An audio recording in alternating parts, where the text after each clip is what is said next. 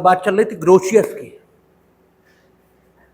और ग्रोशियस के बारे में आपको बताया गया था कि वो कौन है, सामाजिक समझौतावादी विचारक। और हमने कहा था ईश्वर की इच्छा के बाद समझौतावादियों का युग आया है और इनके सोचने का तरीका डिफरेंट है। ये मनुष्य की सामाजिक प्रवृत्ति है, ये मनुष्य की मूल वृत्तियां, इसको लक्ष्य नहीं कर रहे हैं। ये इस ढंग से सोच रहे हैं कि आदमी जब दुनिया में आया है तो कुछ अधिकार लेकर आया है, और उन अधिकारों को इन्होंने क्या कहा है, प्राकृतिक अधिकार, नेचुरल राइट्स। और इनका कहना है उन नेचुरल राइट्स उनको सुरक्षित करने की बात मानव के मन में जन्मी। तो दो बातें आई कि प्राकृतिक अधिकार आखिर क्या है और उसकी सुरक्षा कैसे की जाए। तो इन्होंने ये देखा है कि प्राकृतिक अधिकार वो हैं जो मनुष्य को किसी ने दिए नहीं, और इस रूप में उन्होंने जो जाना है वो स्वतंत्रता और समानता है।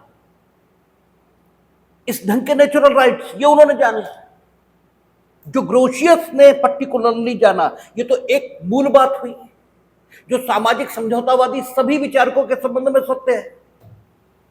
लेकिन इंडिविजुअली एक एक का मूल्यांकन अगर हम करेंगे तो प्रत्येक की सोचने की जो स्थिति है वो दूसरे से अलग है। और ये होता भी है, कोई दो लोग एक जैसा नहीं सोचेंगे। तो ग्रोशियस के बारे में जो बात चली थी, तो ग्रोशियस ने मानव को बुद्धिमत्ता के साथ देखा। यानी ग्रोशियस जिस प्राकृतिक मनुष्य की कल्पना कर रहा है वो प्राकृतिक मनुष्य कैसा है, बुद्धिमान मनुष्य है,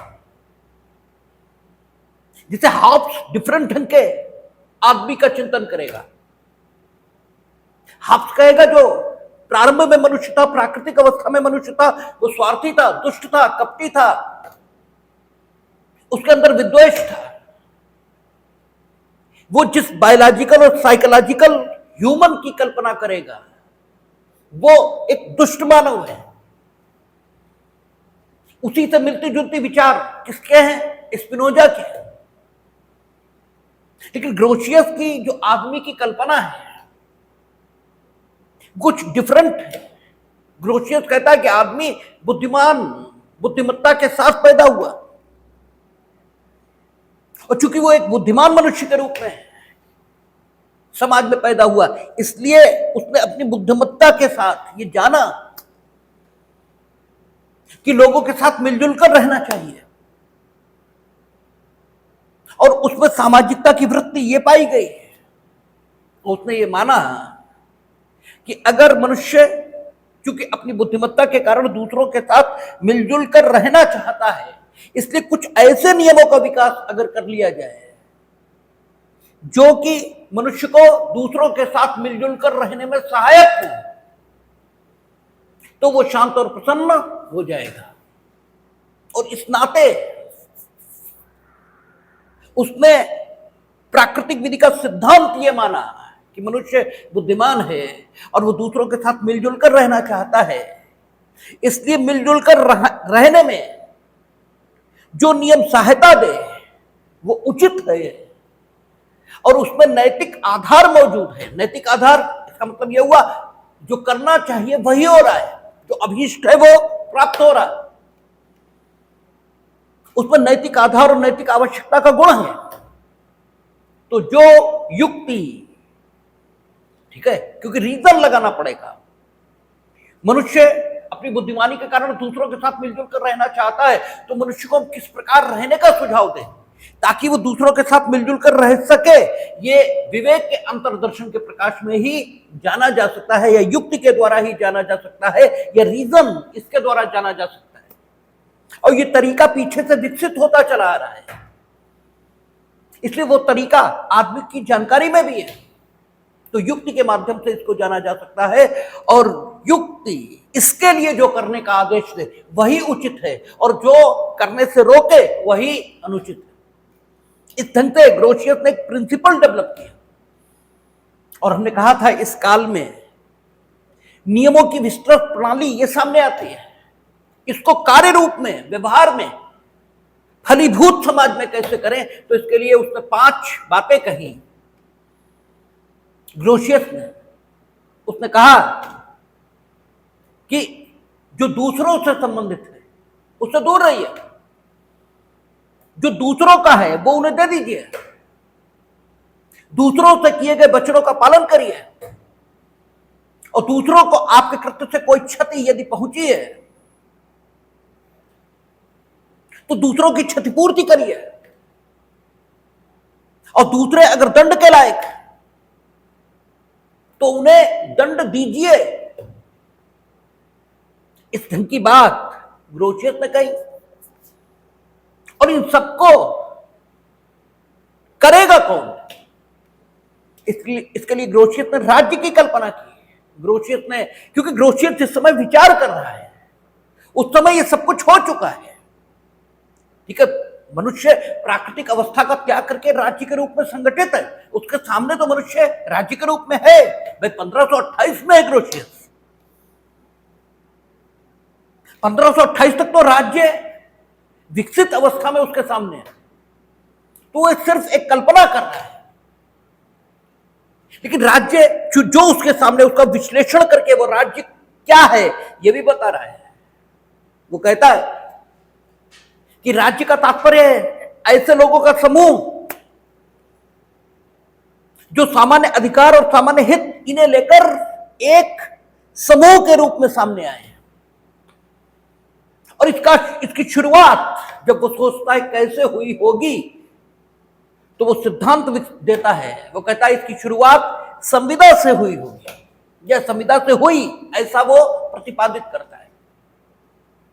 कि तो प्रारंभ में मनुष्यों ने संविदा की परस्पर,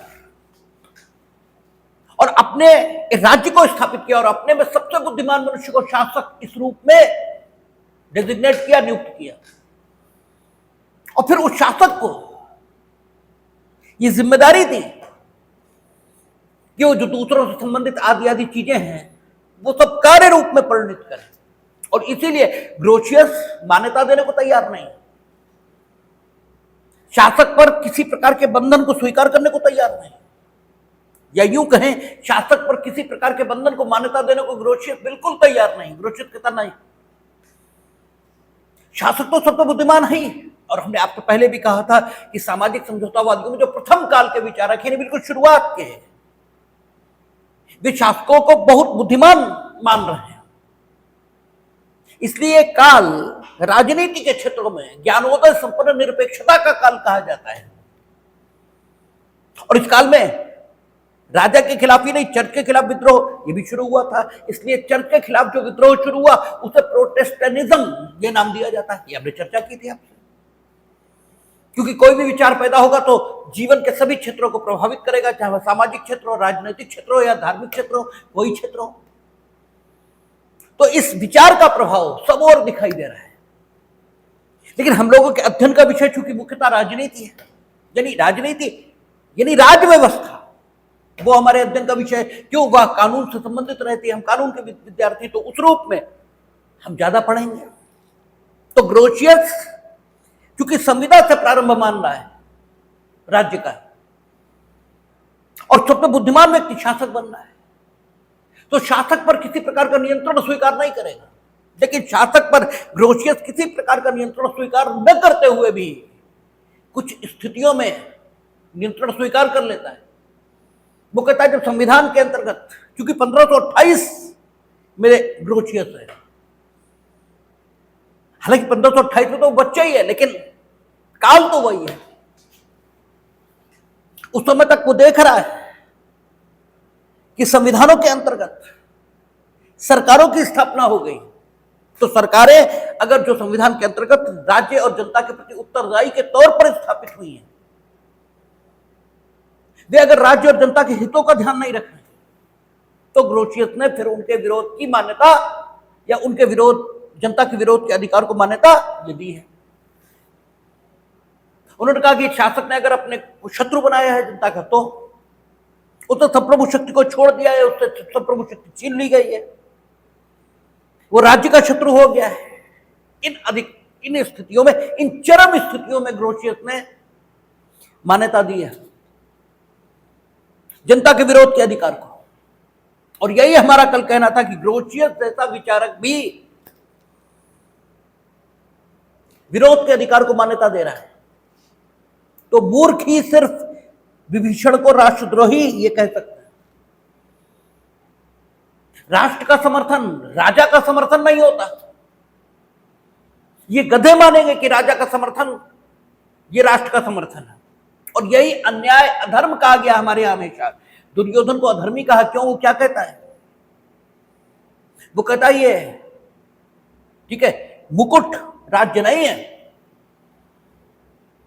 ठीक है, ये हस्तिनापुर भी राज्य नहीं है, राज्य हम हैं, हम मेरी सुरक्षा करो।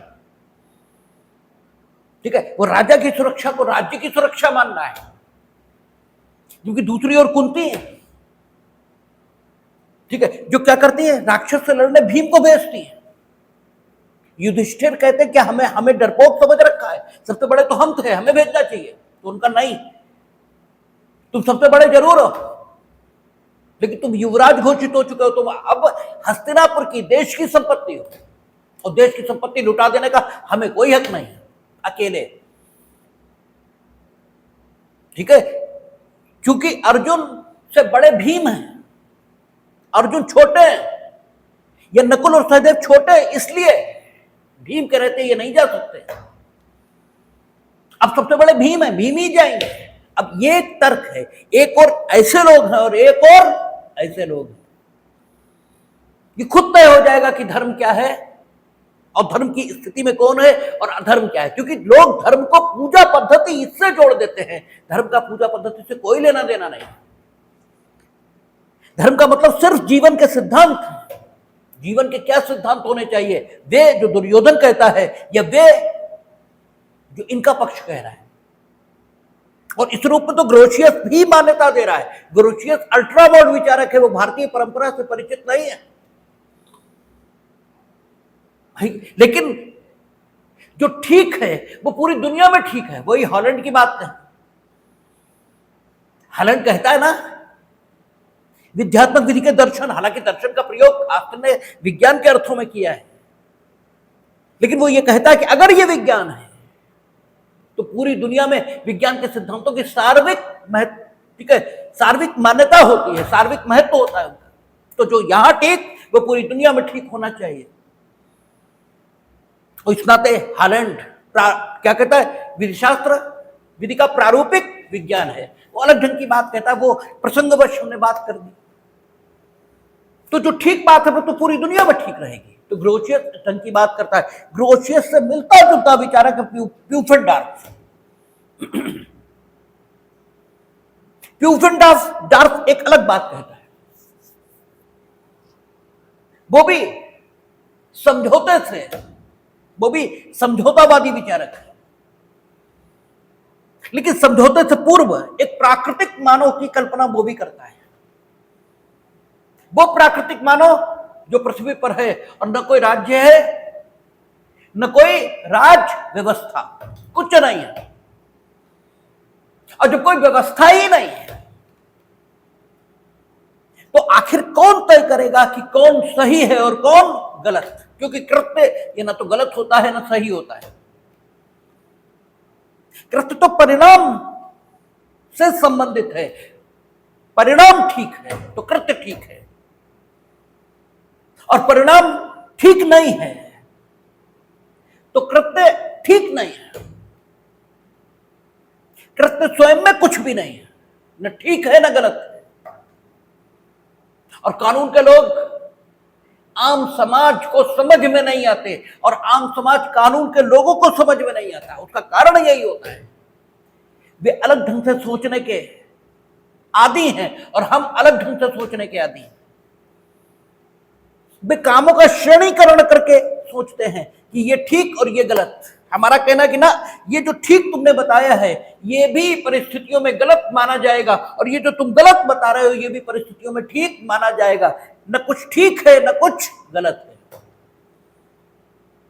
ये परिस्थिति है जो ठीक और गलत निर्धारित कर देती है। ठीक है, हम परिस्थिति, ये कहते ना कि परिस्थिति ही सब कुछ है। हमने कई बार आपसे कहा, क्या राम नहीं जानते थे? अगर राम को मानव मान लो तो वो नहीं जानते थे कि सोने का हिरण नहीं हो सकता। भाई वो भी जानते थे सोने का हिरण तो नहीं हो सकता, तो फिर क्या मान लें? क्या ये मान लें कि साहब सीता ने राम को जानबूझकर एक अनजान खतरे की ओर भेज दिया? क्योंकि जब सोने का हिरण दिख रहा है इसका मतलब ये कुछ फ्रॉड है, क्योंकि ये हो तो सकता नहीं। या तो सीता और राम दोनों को मूर्ख मान लो, वे दोनों को मूर्ख मानो, ठीक है, या फिर ठीक है राम को जोरू का गुलाम मान लो, या फिर सीता को ठीक है ये मानो कि उन्होंने एक अनजान खतरे की ओर राम को भेजा। भाई कुछ तो मानना पड़ेगा, जबकि उनके चरित्र ये कहते हैं कि हम इनमें से एक बात भी नहीं मान सकते। उनका जो आदमी का मूल्यांकन ट्रैक रिकॉर्ड से होगा ना, तो उनका जो ट्रैक रिकॉर्ड है वो ये तय करता है, और उस घटना के बाद जो कुछ हुआ वो भी तय करता है कि कम से कम इन बातों में से एक भी बात सच नहीं है। तो फिर सच क्या है? सच ये है कि दुर्भाग्य आवाज दे रहा था, ये नियति आवाज दे रही थी, और इसी को कहा जाता विनाश काले विपरीत बुद्धि। ठीक है, परिस्थिति होती है, उस परिस्थिति में जो युधिष्ठिर धर्मराज हैं प्रत्येक के साथ न्याय कर सकते हैं, वो ये नहीं जानते कि जुए में पत्नी को नहीं लगाना चाहिए, इतनी बात नहीं जानते। ये परिस्थिति है, कहते ना कि जाय विधाता दारुण दुख दे ताकि मत पहले यर ले। ये ठीक है बुद्धि का हरण है, हो रहा है, तो काम खुद में ना ठीक है ना गलत है।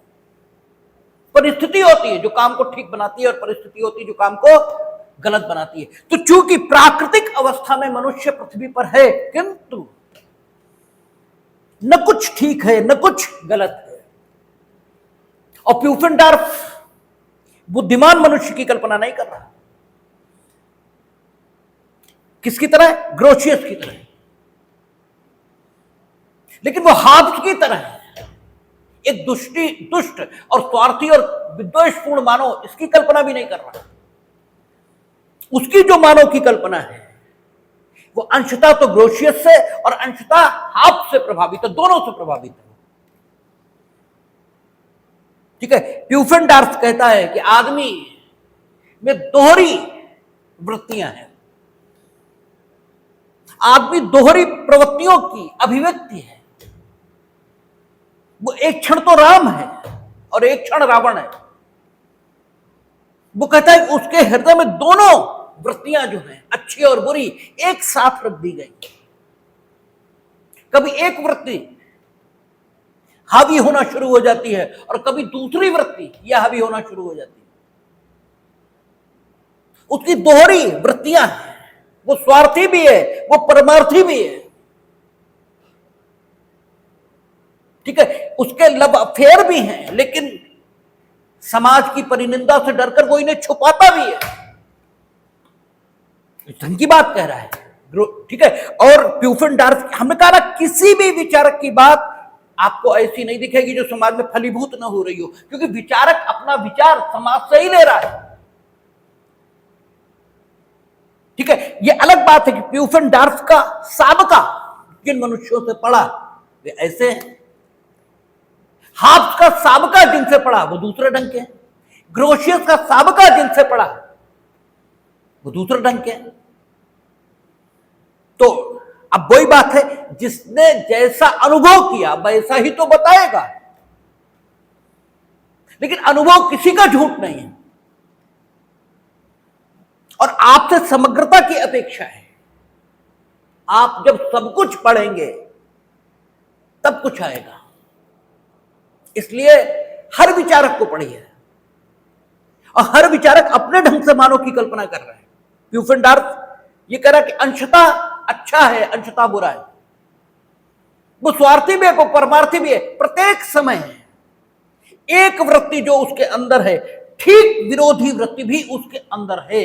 जो भाव उसके अंदर पैदा हो रहा है, ठीक विरोधी भाव भी उसके अंदर है। लेकिन परिस्थिति है, किसी में वो कोई भाव दिखाता है, कोई भाव प्रदर्शित करता है। लेकिन प्यूफेंडार कहता है एक राजा और एक विधिक व्यवस्था, इसकी जरूरत क्यों अनुभव होने लगी? क्योंकि प्राकृतिक अवस्था में है ना मनुष्य, अभी तो ना राजा है ना राज व्यवस्था है। और राजा और राज व्यवस्था यही तो तय करेंगे क्या सही है क्या गलत। अभी तो ना कुछ सही है ना कुछ गलत है। और राजा और राज व्यवस्था जो निर्णय लेंगे कि क्या सही और क्या गलत के रूप में रेखांकित किया जाए, वो परिणामों के आधार पर लेंगे। जो ठीक परिणाम देगा वो ठीक करने योग्य बताएंगे, जो गलत परिणाम देगा उसे रोकेंगे। और इसीलिए राजा और राज्य की जरूरत पड़ेगी, क्योंकि प्राकृतिक अवस्था में सभी तो बराबर हैं। जो दुखद है उसे करने से रोक कैसे लोगे, और जो सुखद है उसे करने के लिए प्रेरित कैसे करोगे या आदेशित कैसे करोगे? कुछ भी नहीं हो सकता। तो प्यूफेंडार्फ कहता है कि प्राकृतिक अवस्था में जब मनुष्य था, तो चूंकि वो स्वार्थी भी है, चूंकि वो परमार्थी भी है, विरोधी वृत्तियों की अभिव्यक्ति है वो, इसलिए क्या हुआ कि उसमें एक भाव जन्मा कि उसके जीवन की, अंग की, स्वास्थ्य की, स्वयं की सुरक्षा होनी चाहिए। ठीक है, जीवन, अंग, स्वास्थ्य और ठीक है उसकी स्वयं की सुरक्षा ये होनी चाहिए। ये उसकी स्वार्थी वृत्ति ने उसे सजेस्ट किया, क्योंकि आपका स्वार्थ सबसे पहले स्वयं की सुरक्षा चाहेगा ना, स्वयं के स्वास्थ्य की सुरक्षा चाहेगा, स्वयं की संपत्ति की सुरक्षा चाहेगा। और स्वयं ये शब्द आपके सभी अंगों, ठीक है, कि जो सामूहिक अवस्था है उसके लिए प्रयुक्त होता है ना। लेकिन आप अलग अलग एक एक अंग की भी सुरक्षा चाहेंगे। आपके स्वार्थ के प्रथम दर्शन तो इसी भाव में होते हैं।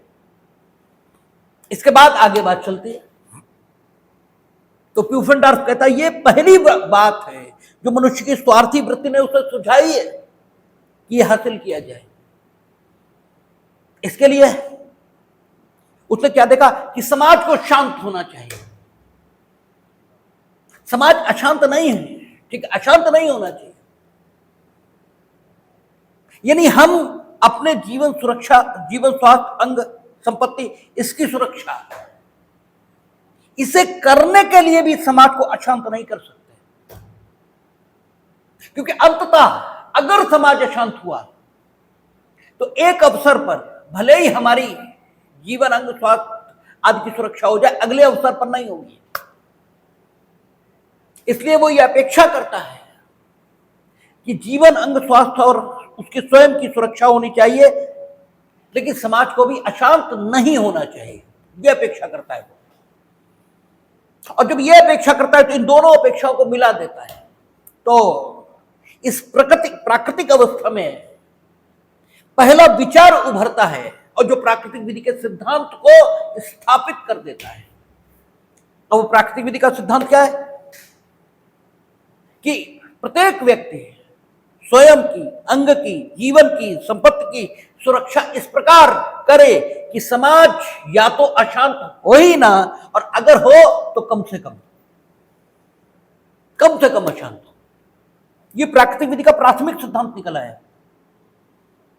लेकिन इस काल में प्राकृतिक विधि के प्रथम सिद्धांतों तक मामला सीमित नहीं रहेगा।